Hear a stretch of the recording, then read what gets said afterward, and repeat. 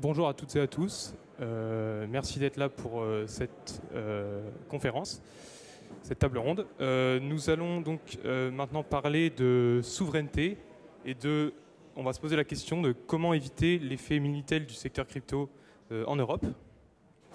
Pour ce faire, alors je vais déjà me présenter. Donc, je m'appelle Mathis Gontier-Delaunay, je suis étudiant en école d'ingénieur et je suis membre de l'association étudiante Cryptosphère. Et pour répondre à cette question, je suis accompagné aujourd'hui de Jérôme Bacher, qui est sénateur de l'Oise, ainsi que Yorick de Montbine, qui est haut fonctionnaire à la Cour des comptes, Xavier Lavessière, qui est cofondateur et CEO de l'ECAN, qui fait de la formation en blockchain, ainsi que chercheur sur ces sujets. Nous avons aussi Gilles Fedac, qui est cofondateur et CEO d'IExec, qui fait du cloud computing décentralisé avec la blockchain. Et enfin, Laszlo Szabo, cofondateur et CEO de Skills, qui aide les entreprises à déployer des solutions blockchain. Et nous allons commencer sans plus tarder par la question de la souveraineté monétaire. Et je vais vous poser une question, Yorick. Quels sont les enjeux actuels en termes de souveraineté monétaire, notamment au regard des dernières évolutions sur le Bitcoin? Bonjour, bonjour à tous. Alors c'est une vaste question. Il y a 3 ans, j'ai publié avec Gonzague Granval une petite étude pour l'Institut Sapiens intitulée Bitcoin, Totem et Tabou. Et je suis assez intrigué par le fait que les constats que nous y faisions paraissent encore relativement d'actualité aujourd'hui. Sur ces sujets. Alors, c'était quoi ces constats? D'abord, l'irruption des crypto-monnaies, et en particulier de Bitcoin, représente une innovation monétaire absolument historique qui va avoir des conséquences vertigineuses si cette innovation se poursuit. Conséquences auxquelles nous ne sommes pas préparés, que nous avons du mal à penser et auxquelles nous allons avoir du mal à nous adapter. Premier constat. Deuxième constat, une partie des acteurs concernés par cette révolution a tendance à avoir comme courageuse réaction de s'enfouir la tête sous le sable et de refuser de voir le problème en face. À faire comme si de rien n'était, comme si ces sujets en fait étaient assez triviaux, comme si Bitcoin était quelque chose qu'on peut réguler facilement. Comme s'il suffisait de faire comme avant. Et donc, on met l'accent sur la fameuse technologie blockchain pour détourner l'attention. On parle de cryptoactifs plutôt que de crypto-monnaie pour éviter soigneusement de poser le sujet de la révolution monétaire, pour esquiver le débat sur la dimension monétaire de cette révolution. Et donc, voilà. Un tabou absolu, la révolution monétaire, et un totem émergent, la pseudo-technologie blockchain. 3 ans plus tard, où en sommes-nous? À peu près au même endroit. La révolution monétaire progresse, Bitcoin progresse, évidemment il y a de multiples crypto-monnaies, et on continue de penser que ça va se passer normalement et qu'il suffit de mettre l'accent sur la blockchain ou les crypto-actifs. La souveraineté monétaire est attaquée, évidemment. Bitcoin est une très mauvaise nouvelle pour la souveraineté monétaire des États, mais il est une excellente nouvelle pour la souveraineté monétaire des individus.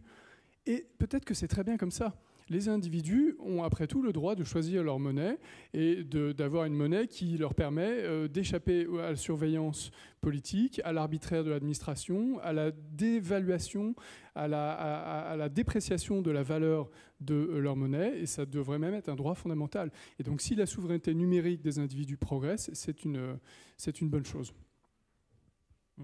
Donc on va enchaîner sur un sujet qui a été abordé déjà plusieurs fois depuis ce matin. C'est celui de l'euro numérique de la BCE. Jérôme, comment accueillez-vous cette annonce de vouloir faire un euro numérique? Tout d'abord, je crois que c'est une bonne nouvelle.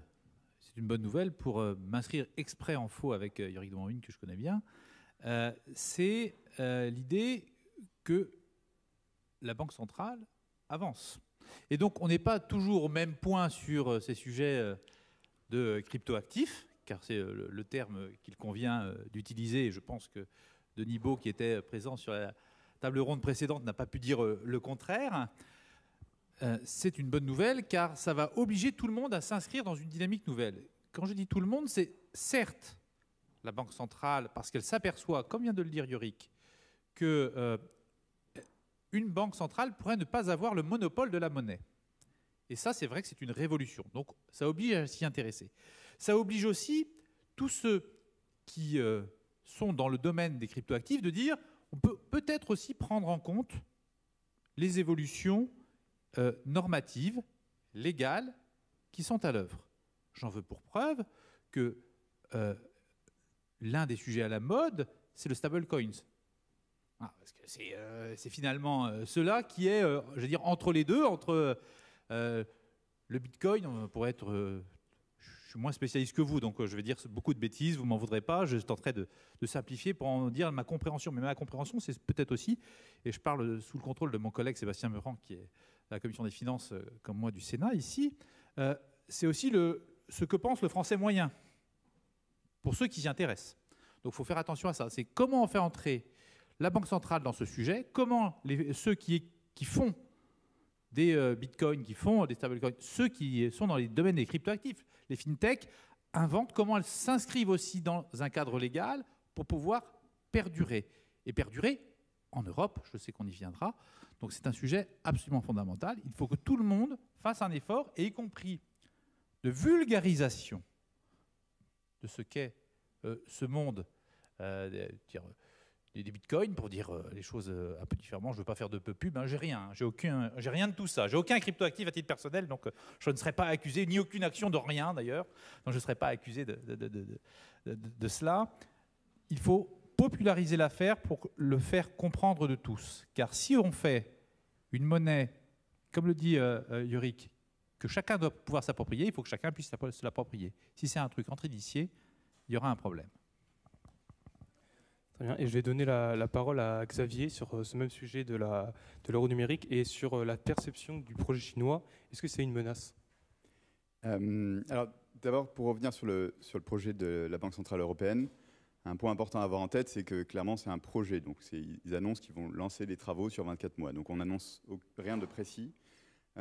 Et on annonce surtout l'avancée de plusieurs travaux. C'est une bonne nouvelle pour moi, c'est un peu mon travail, donc je vais avoir du travail dans les années à venir, et je suis heureux de ça.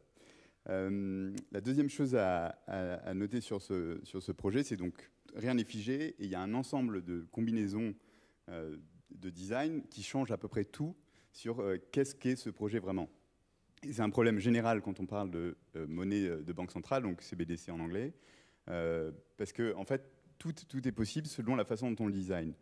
Évidemment, il y a l'approche souveraineté individuelle, mais il y a aussi ce qui a été évoqué ce matin, la question de la composabilité, donc arriver à avoir un outil qui interagit avec tout un écosystème, soit l'écosystème crypto existant, mais aussi à l'échelle internationale, les différents marchés financiers. Donc c'est ça une des opportunités. Puis il y a les questions un peu plus de souveraineté à l'inverse. Est-ce qu'on arrive à contrôler ce qui se passe, les capitaux qui circulent d'un pays à l'autre, est-ce qu'on peut contrôler ces choses-là? Donc c'est ça les questions qui se posent. Et en dernier, d'ailleurs, la question de la vie privée, qui est critique. Et d'ailleurs, dans l'annonce de la BCE, il y a un peu un hiatus entre, d'un côté, l'annonce qui dit on va prendre en compte ces choses-là, mais en fait, finalement, on va respecter la réglementation, ce qui paraît un peu léger comme approche, puisque la réglementation a été conçue pour les entreprises, pas pour s'appliquer à une banque centrale qui aurait l'accès à toutes les informations de toutes les transactions financières. Donc il y a un petit hiatus avec l'autre partie qui est le rapport technique, où ils ont déjà fait des expérimentations donc, qui ont été menées par les différentes banques centrales nationales et par la BCE, et où ils ont déjà exploré des techniques plus avancées pour arriver à garantir une certaine vie privée. Donc en fait, on peut imaginer quand même des designs qui garantissent un certain contrôle, une certaine souveraineté nationale, tout en laissant certaines garanties individuelles, même garanties au niveau technique.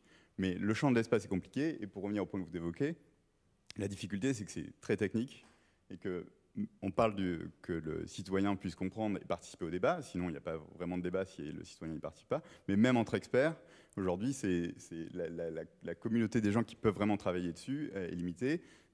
Ne serait-ce que les gens qui s'intéressent vraiment aux questions de vie privée, etc., ne sont pas forcément des cryptographes qui comprennent vraiment les technologies qui sont en train d'être proposées. Donc, on a une vraie difficulté là-dessus. Donc, on arrive au projet chinois. Ce qu'il faut voir, c'est qu'on reste dans cette idée que par un euro numérique ou une monnaie numérique, on peut parler de choses différentes. Sur le projet chinois, ce qui semble, mais je ne suis pas du tout un spécialiste de la Chine et je ne connais pas très bien ce qui s'y passe, c'est qu'un des acteurs, un des motivations et beaucoup du design repose sur l'idée que la Banque centrale se recontrôle une partie des paiements. Vous savez que ces dernières années, c'est des acteurs comme Alibaba et Tencent qui ont développé des services de paiement. Ils commençaient à avoir un contrôle vraiment sur le système du paiement. D'ailleurs, sur les brevets blockchain, aujourd'hui, c'est les 2 entreprises qui déposent le plus de brevets. Donc ces dernières années, ça c'est à l'échelle mondiale. Donc les premières entreprises qui déposent des brevets sur les sujets blockchain, c'est aujourd'hui des grandes entreprises chinoises. Donc ces deux-là. Et donc la Banque centrale chinoise s'est dit à un moment, attention, j'ai besoin moi de garder la main sur ce qui se passe dans le paiement et je vais reprendre la main. Et c'est là qu'il ne faut pas avoir une vision caricaturale de un contrôle de l'État versus une liberté d'entreprise. C'est voilà, à quel moment ils ont estimé que leur souveraineté nationale était en danger, parce que, alors eux c'est à l'échelle nationale, hein, c'était même pas vis-à-vis de l'étranger, c'était des entreprises nationales sont en train de devenir trop puissantes sur certains secteurs. Mais on n'en est pas là en Europe, puisqu'on n'a ni les entreprises du secteur privé qui dominent le marché, ni la possibilité pour l'instant, ou en tout cas le projet, d'avoir des acteurs nationaux qui contrôleraient ça. Voilà. C'est donc un sujet sur lequel on va débattre encore quelques années. Et donc on va passer maintenant à la souveraineté numérique avec Gilles. Que signifie pour vous une souveraineté numérique dans le domaine des cryptoactifs ? Oui, bonjour, merci pour l'invitation. Donc effectivement, je pense que ce qui a été déjà bien relevé par Yorick, c'est qu'effectivement, quand on parle de souveraineté, il y a différents types de souveraineté. Souveraineté nationale, souveraineté de l'Europe, c'est un peu oxymore, souveraineté individuelle, pourquoi pas souveraineté collective. Donc en préparant cette intervention, je me suis dit, mais la souveraineté dans la blockchain, dans les cryptoactifs, c'est un peu curieux. Or, en réalité, c'est quand même un des points fondamentaux, enfin, je veux dire, un des points de départ finalement des crypto-monnaies, c'est de se dire, en tant qu'individu, vous êtes bien propriétaire et capable de contrôler ce que vous allez en faire. Cette propriété individuelle, on l'a vu dans le panel sur la DeFi, ça a aussi un sens en termes de collectif. Donc on peut participer à des DAO, on peut participer à des structures collectives et avoir dedans des pouvoirs de gouvernance.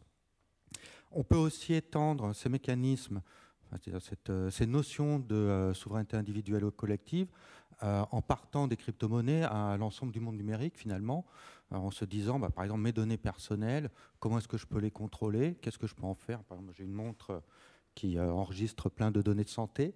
Évidemment, je n'ai pas du tout envie qu'elle parte sur Internet, mais néanmoins, si j'ai un accident de voiture, je vais peut-être être content que les pompiers y aient accès, ou le SMUR, ou un hôpital. Donc toutes ces questions de gouvernance, de propriété, de souveraineté à différentes échelles, y compris nationales, y compris des services publics. Je pense que c'est des choses qu'on doit pouvoir adresser en utilisant de toute façon les technologies issues de la décentralisation, puisque même, je dirais, à la limite, elles ont été faites pour ça. Jérôme, est-ce que vous voulez ajouter un point sur la souveraineté numérique? Juste, ces 2 points-là sont absolument essentiels. Il y a certes la technologie qu'il faut maîtriser et les évolutions, mais ça, il y a d'excellents maîtres de conférences pour cela et des excellentes écoles. Mais il y a aussi, en souveraineté, qu'est-ce que vous faites de vos données? Or, aujourd'hui, la donnée est le moteur caché de l'économie, et même plus caché. Quand il y a 25 ans, modeste fonctionnaire de l'INSEE, je travaillais sur déjà des big data, on n'appelait pas ça comme ça, mais des bases de données de taille à peu près raisonnable pour en extraire des choses et pouvoir décrire des comportements. Et c'était uniquement pour l'affaire de la sociologie. Aujourd'hui, c'est l'essentiel de la valeur économique de certaines entreprises telles qu'on les pense. Donc c'est où se niche la valeur. Et c'est sans doute, en termes de souveraineté, c'est où est la valeur. Est-ce qu'elle m'appartient bien en termes de données? Mais ma valeur, qu'est-ce que c'est? C'est par rapport à quelque chose, c'est sa rareté et c'est son échangeabilité, son caractère échangeable, plutôt, pour être parlé français. Voilà des sujets de souveraineté. Comment on va définir proprement sa valeur? Ça, c'est un vrai sujet de souveraineté. Très bien, donc on va enchaîner sur une question un petit peu plus précise sur la blockchain et les cryptoactifs. Laszlo, comment les réseaux ouverts en open source constituent-ils une réponse potentielle à la problématique de la souveraineté numérique ?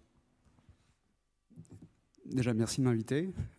Et juste peut-être pour reprendre un peu l'introduction qui a été faite tout à l'heure, on déploie de l'infrastructure blockchain et notamment des validateurs de staking, mais je pense qu'on pourrait y revenir par la suite. Je pense que oui, ce qu'a dit Gilles est assez pertinent. Il parlait de décentralisation et d'immuabilité. Et c'est un peu les deux sujets qu'apporte la blockchain et les blockchains publiques notamment, donc les réseaux open source, pour des cas d'usage assez précis qui aujourd'hui apportent beaucoup de valeur. Donc on parlait du passeport numérique par exemple. Le fait qu'il soit immuable et décentralisé permet de ne plus le perdre et permet de à tout moment certifier d'une certaine manière son identité. On parlait du droit de vote. Il peut se faire de manière souveraine via un État, mais il peut se faire aussi de manière décentralisée aussi sur une DAO, une organisation qui est organisée de manière décentralisée avec des droits de vote et des droits de décision sur la gestion des fonds de cette même organisation et la gestion des décisions de la stratégie future de cette organisation. Et puis, je pense qu'il y a un point aussi qui moi, me touche personnellement parce que j'avais lancé une société qui essaie de certifier les informations professionnelles, CV et diplôme, quand je me suis lancé dans la blockchain en 2018. Et il est clair que certifier de la donnée sur une blockchain type est-ce que vous avez eu tel diplôme de telle école à telle date a de la valeur. Mais pour revenir sur ce débat blockchain privé vs blockchain public, il a de la valeur si c'est sur une blockchain publique, bien évidemment. Les blockchains privées, à mon sens, sont un peu un non-sens, et d'où la question de ce panel, l'effet Minitel, essayons de ne pas y revenir sur le secteur des cryptos.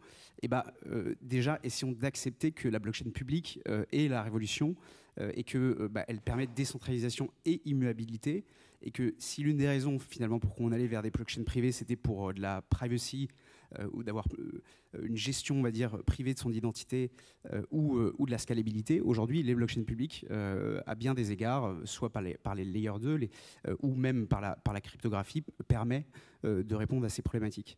Donc voilà, c'est tout ce que j'avais à dire sur l'identité numérique.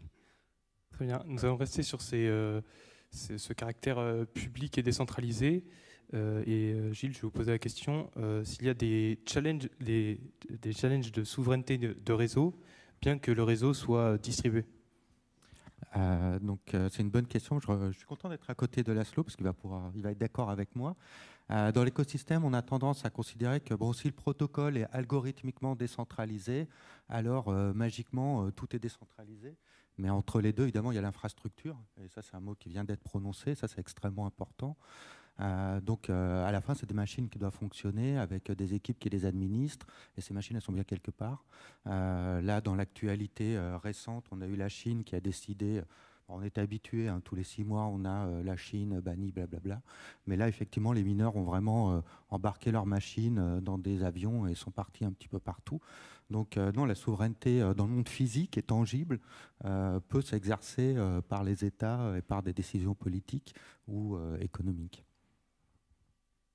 Jérôme, vous voulez peut-être ajouter un mot? Je voulais que vous réagissiez à cette question. L'exemple chinois, pour être sur le sujet de tout à l'heure, est absolument fondamental. Le fait que la Chine, finalement, est pour un système décentralisé à condition qu'il soit tout à Pékin, est un paradoxe que je vous invite à méditer. Mais au-delà, sur un sujet de sécurité des données, et honnêtement, c'est l'exemple de ce matin qui est sorti dans la presse internationale, où vous avez un petit logiciel vendu, Pegasus, pour espionner qui vous voulez. Si demain vous pouvez traquer les mineurs, vous pouvez prendre le contrôle. Ça paraît à peu près ridicule, mais pas tout à fait. Je vais vous donner un exemple de l'ancien monde. Les banquiers, avant, le directeur de la banque habitait au-dessus de la banque. On a arrêté de les loger au-dessus des banques parce qu'ils étaient braqués pour ouvrir le coffre. Et bien, dorénavant, dans le système décentralisé mondial, vous avez l'ordinateur chez vous, le directeur de la banque a les codes et son accès chez lui et peut être braqué à nouveau. C'est exactement cette idée de la sécurisation via la distribution, qui est un vrai sujet positif, peut quand même, dans des esprits malins, être détournée. Il faut y réfléchir en termes de souveraineté et de protection. Et oui, non, mais c'est vrai que si je peux ajouter au débat gestion des enfin, il faut bien comprendre que les blockchains, que ce soit le mining ou le staking, hein, qui sont les deux plus gros types de blockchain aujourd'hui, et avec une typologie de validation de la chaîne, de sécurisation de la blockchain, ces deux types de blockchain, ils ont un pouvoir de validation. C'est-à-dire que soit vous minez, et vous sécurisez finalement la blockchain avec de l'électricité et de la puissance de calcul, ce qui est le mining. Donc évidemment, c'est malheureusement un peu trop consommateur en énergie et puis c'est un peu lent, mais au moins ça fonctionne. Et puis après, vous avez le staking où vous allez sécuriser finalement la blockchain, le protocole, avec ce qu'on appelle de la preuve à l'enjeu, c'est-à-dire que vous allez bloquer un certain nombre de tokens, vous allez sécuriser finalement le protocole avec de l'argent bloqué. Et en fait, cet argent bloqué va permettre, on va dire, un certain coût d'attaque de la chaîne qui sera potentiellement même plus élevé encore que le mining. Et donc, les questions de qui valide, où sont les validateurs, où est l'infrastructure blockchain, ce sont des questions qui sont cruciales et qui rendent, du coup, cette question d'un protocole qui est décentralisé, a fortiori souverain. On parlait de Bitcoin tout à l'heure et on pense, enfin en tout cas avant évidemment que la Chine décide d'extrader tous ces mineurs Bitcoin, on pense que la Chine avait un peu plus de 50% de pouvoir de validation du Bitcoin et ça c'est quelque chose de très concret pour essayer de comprendre comment demain la Chine, soit via des mesures juridiques, soit tout simplement en rachetant ces machines, pourrait prendre le contrôle de Bitcoin et pourrait mettre à mal cette technologie qui est décentralisée. Et donc, nous, en fait, on est un infrastructure provider de staking et on essaie de l'être français et européen, notamment en déployant ces infrastructures dans des cloud providers qui sont français et européens. Parce que c'est notre valeur ajoutée aujourd'hui. Ça permet une meilleure décentralisation et on pense que ça permet une souveraineté de l'infrastructure blockchain, bien que le protocole, lui, soit décentralisé. Très bien. Donc, nous parlons du problème de centralisation des mineurs en Chine, mais est-ce qu'on doit pour autant faire une crypto made in France et quel danger en fait on a à confondre souveraineté numérique et crypto made in France? Question pour Xavier. Alors sur les questions des minages, vous connaissez beaucoup mieux le sujet que moi, mais peut-être juste pour étendre un peu plus la question. Alors, petite précision, je ne suis pas maître de conférence, hein, le chemin est long, peut-être un jour. Ça le mériterait. Merci.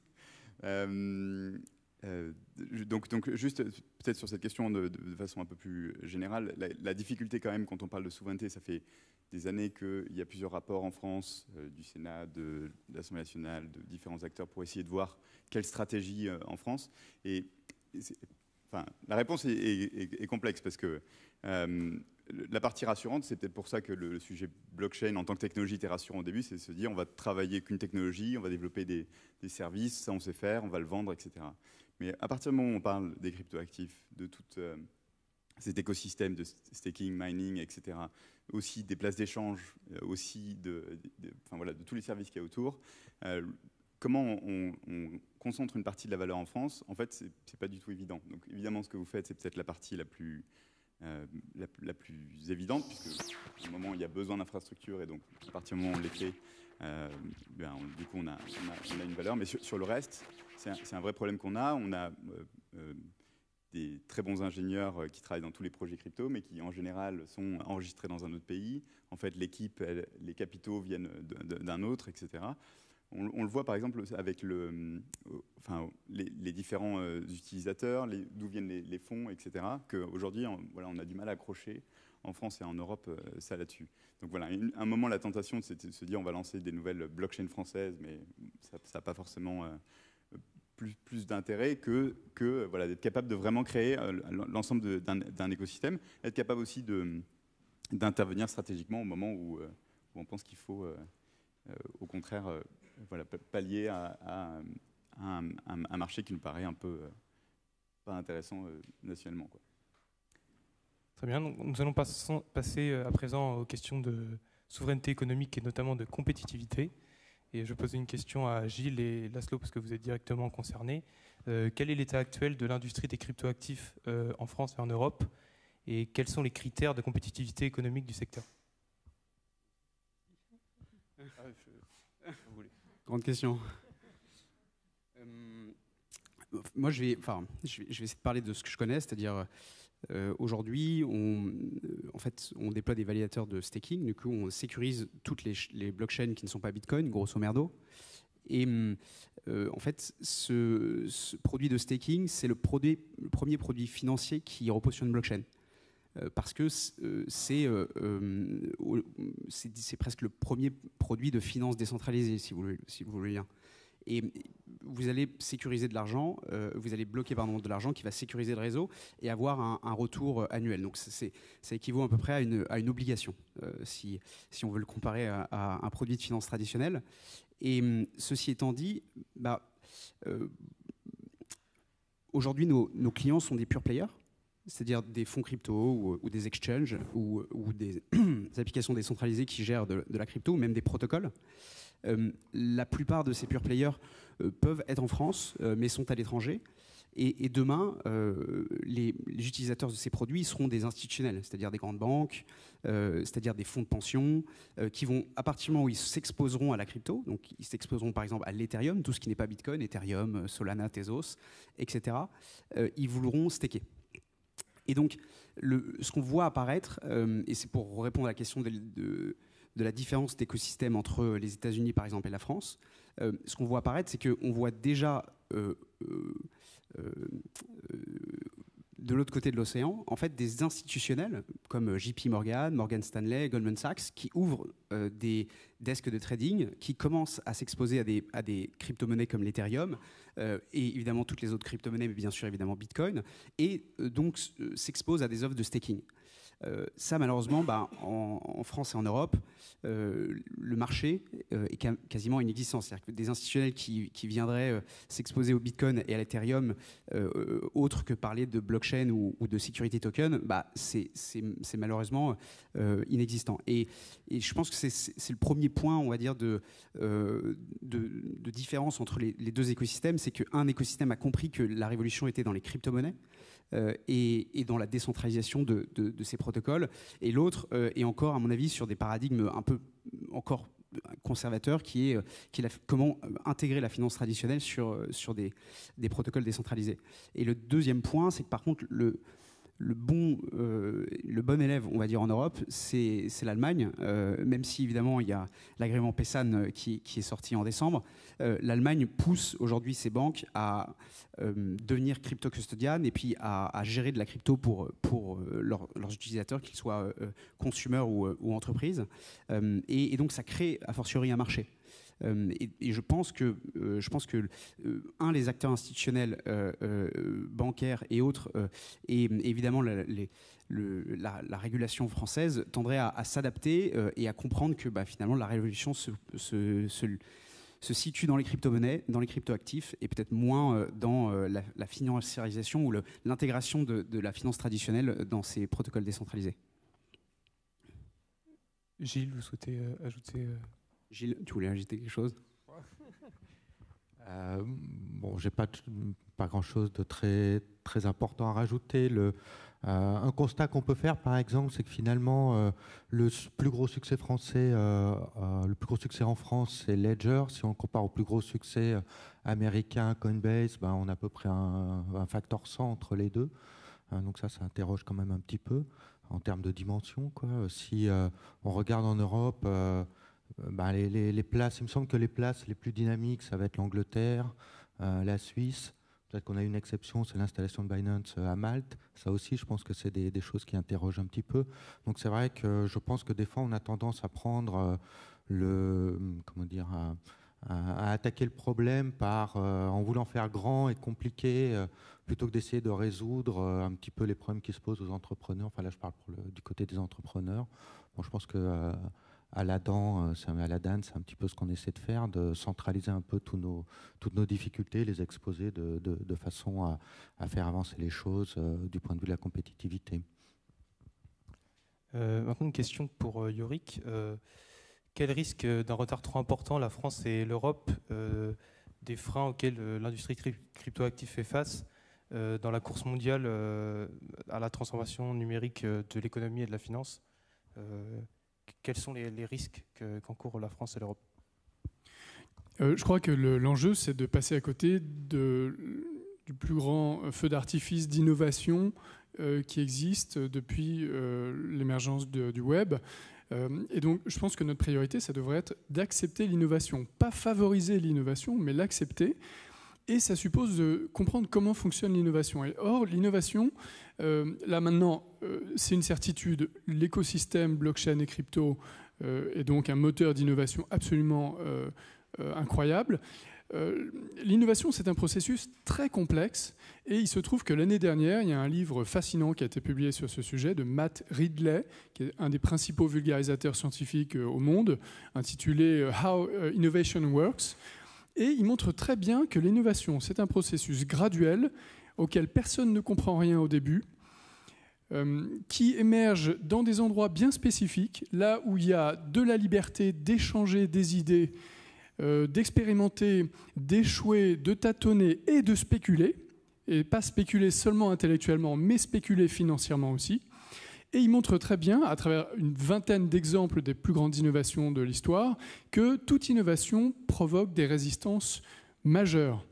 Des résistances majeures de toute une série d'acteurs qui sont perturbés par l'innovation. C'est exactement ce qui se passe en ce moment avec les cryptos et la blockchain. Or, ces résistances se traduisent notamment par la régulation ou la réglementation, quelle que soit la manière dont on l'appelle.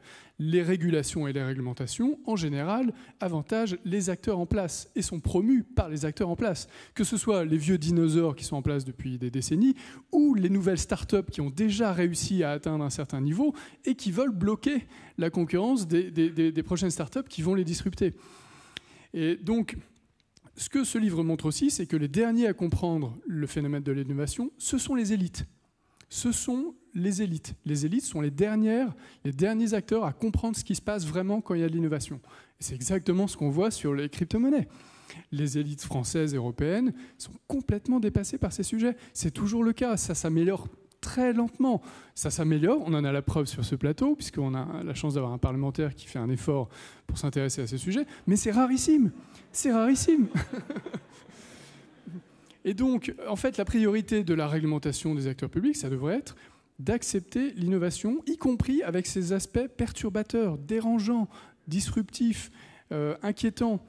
Or, c'est présent, évidemment, et il se trouve que cette innovation des crypto-monnaies perturbe en priorité les États, qui sont jugés partis, puisque ce sont eux qui émettent les réglementations et qui se trouvent confrontés à un des principaux défis des dernières décennies, si ce n'est des derniers siècles, qui est la séparation de la monnaie et de l'État, qui est un défi probablement aussi historique que la séparation de l'Église et de l'État. Et donc, est-ce qu'on peut attendre des États qui sont jugés partis d'émettre des réglementations qui vont être totalement objectives, saines et absolument honnêtes sur ces sujets? C'est un enjeu absolument majeur. Et donc, on a tous un devoir d'honnêteté, peut-être de modestie un peu socratique, et comprendre que beaucoup de choses de ces sujets nous dépassent.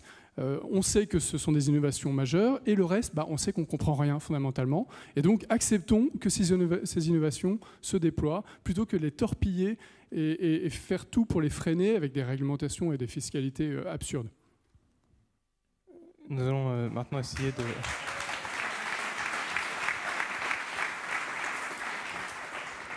Nous avons une dernière question. Nous allons essayer de trouver des solutions pour accepter justement l'innovation avec Gilles, et puis je laisserai ensuite Jérôme conclure.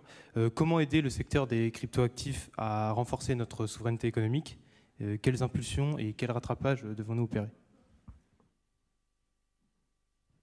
Là, franchement, je sèche. Là, je vois pas.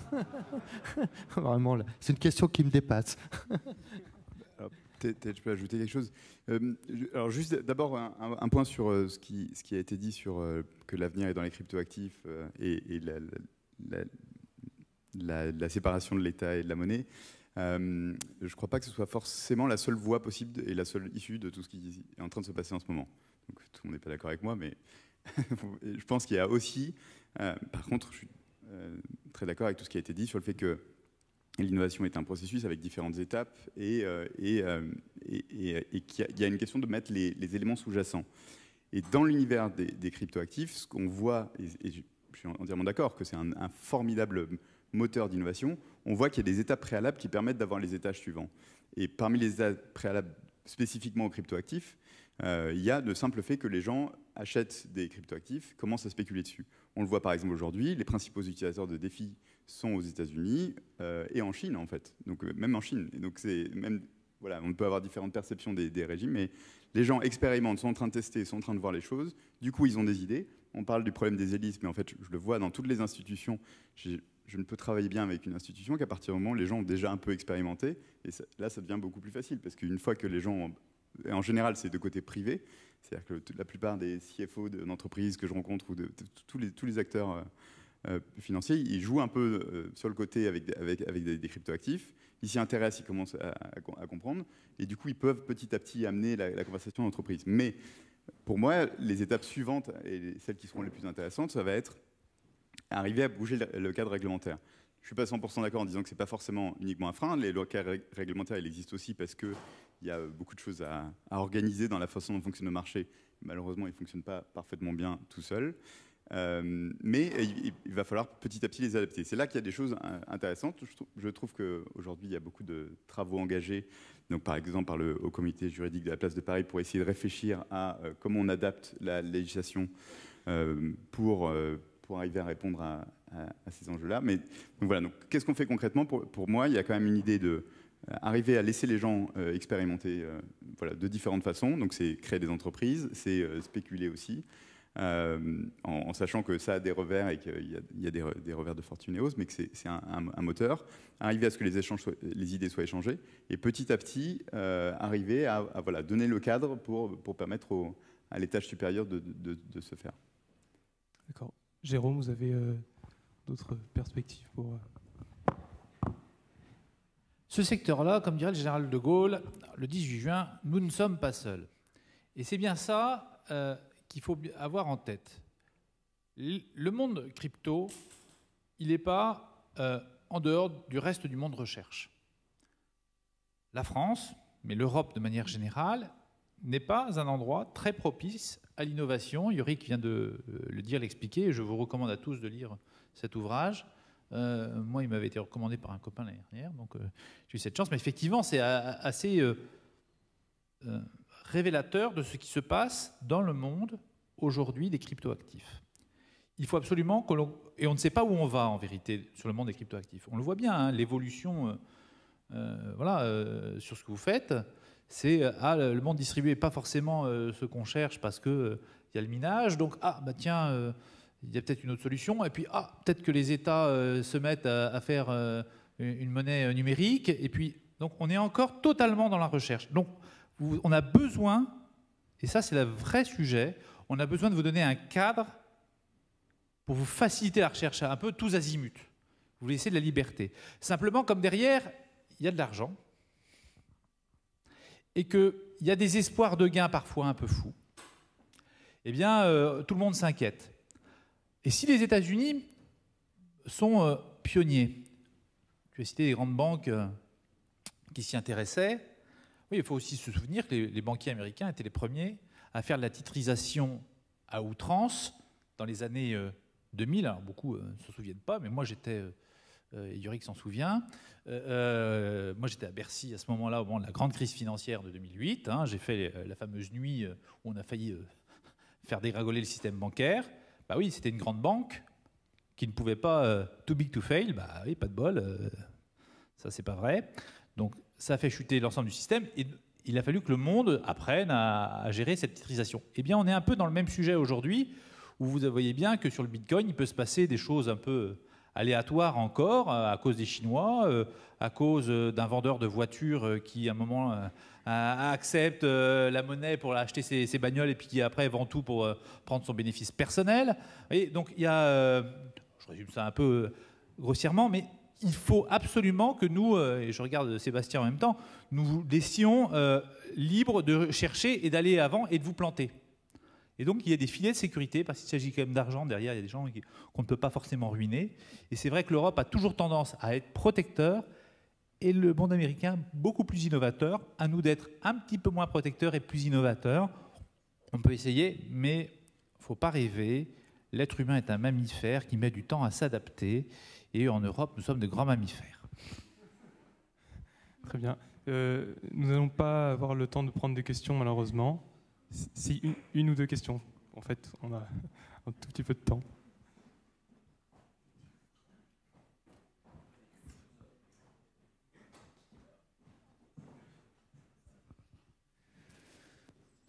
Bonjour. Vous parliez du problème, enfin de la différence entre des écosystèmes comme américains, des écosystèmes européens, et que la grande différence c'était l'innovation. Aujourd'hui, quelle piste de réflexion on a pour transformer un peu ça, que ce soit au niveau de l'éducation, donc très tôt, ou au niveau des financements de ces projets innovants? On voit qu'en Europe, on a des ingénieurs très brillants, qui sont peu chers par rapport à l'outre-Atlantique, mais qui manquent d'une certaine formation business, innovation pour concrétiser les projets et leur permettre d'avoir un impact dans leur disons, tissu économique local, en Europe, en France, etc. Donc je peux répondre. Je peux donner mon exemple personnel. Donc nous, quand on a créé iExec, c'était en 2016 avec le cofondateur qui est chinois. Et en 2015-2016, ça se passait beaucoup en Chine en fait. Je crois qu'il y avait 70% des bitcoins qui étaient là-bas, les premières ICO c'était là-bas, bon, c'était un peu n'importe quoi, on est d'accord, mais ça se passait beaucoup en Chine. Donc les choses peuvent aussi basculer, passer d'un endroit à l'autre, revenir. Moi je suis toujours un petit peu ennuyé, en fait je n'ai pas répondu tout à l'heure parce qu'il me fallait le temps de réfléchir un peu. Je suis toujours un petit peu ennuyé quand on pose des questions du style « mais qu'est-ce qu'il faudrait faire en France pour ça ?» Mais je veux dire, les équipes actuellement, elles sont extrêmement mobiles. Les gens travaillent ensemble alors qu'ils viennent de plein de pays différents. Alors, je ne sais pas si François-Xavier est ici, mais l'histoire d'Arc est géniale, quoi. Ils font une ICO et au dernier moment, ils décident d'atterrir, je crois, dans le Jura, un petit village du Jura. Donc, c'est vrai que ça me met un petit peu mal à l'aise, ce type de questions. Nous, en 2016, les gens nous disaient « mais alors vous allez faire quoi? Vous allez créer une société en France ?» Je me disais « c'est bizarre, pourquoi vous ne faites pas une fondation en Suisse ?» Je dis « bon, une fondation en Suisse j'ai une association loi de 1901, comme l'association des pétanquistes, donc j'étais un petit peu circonspect. Bon, nous, la raison pour laquelle on l'a fait en France, c'est que, in fine, on savait que nos interlocuteurs seraient des industriels normaux, et donc arriver avec un statut de fondation en Suisse, je suis pas sûr que ce soit hyper rassurant, quoi. Donc je pense que chaque histoire est un petit peu différente. L'idée de l'éducation, ça c'est un problème qui arrive en France parce que les jeunes qui sortent, le classement est de plus en plus bas. Et là, par exemple, moi, ma fille qui est en première ne fait plus de maths, donc ça c'est quand même pas un bon signe, quoi. Je passe la parole.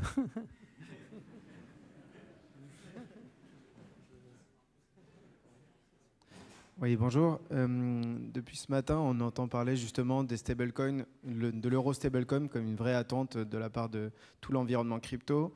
On a une contrainte juridique qui est aujourd'hui la réglementation relative à l'établissement de monnaie électronique.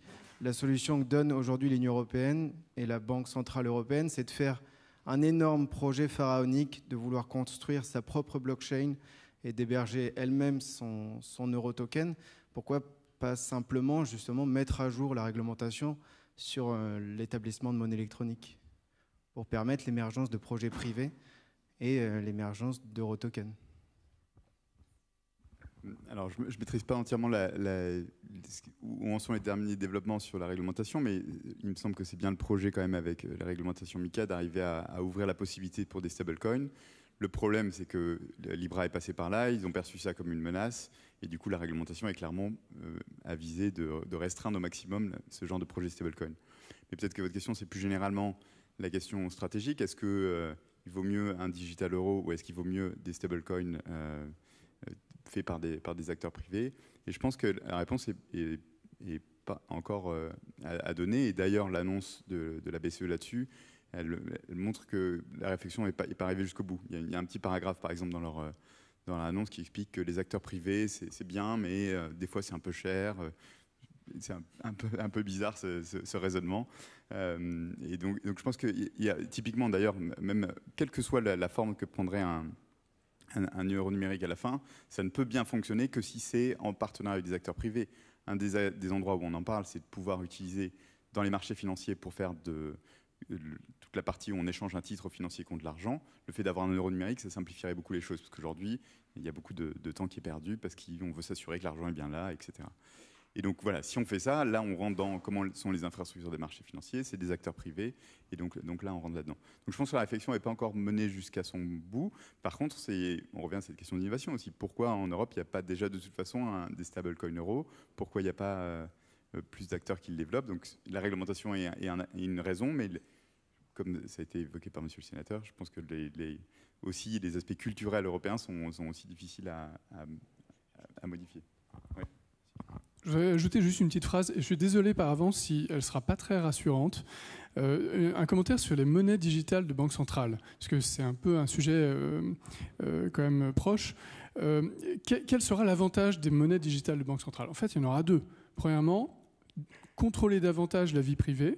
Deuxièmement, contrôler davantage l'économie. Parce que derrière toute la complexité, les tâtonnements, etc., c'est ça la réalité. Le reste, c'est du marketing, voire de l'enfumage. Et donc, contrôler la vie privée, contrôler l'économie. Est-ce que c'est un hasard si l'État en pointe dans le monde est un État totalitaire? Est-ce que c'est un hasard? Nous tous, nous sommes hypnotisés par cet exemple, comme des papillons devant une lampe. Et nous disons, nous sommes en retard, il faut avancer dans les monnaies digitales de banque centrale. Est-ce que c'est ça le degré de lucidité et de moralité auquel nous sommes arrivés collectivement? Je pose juste la question.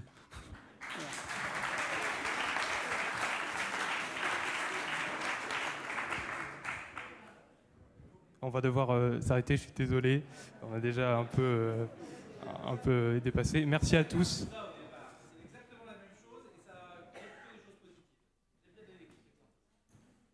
Merci à tous pour cette table ronde. Et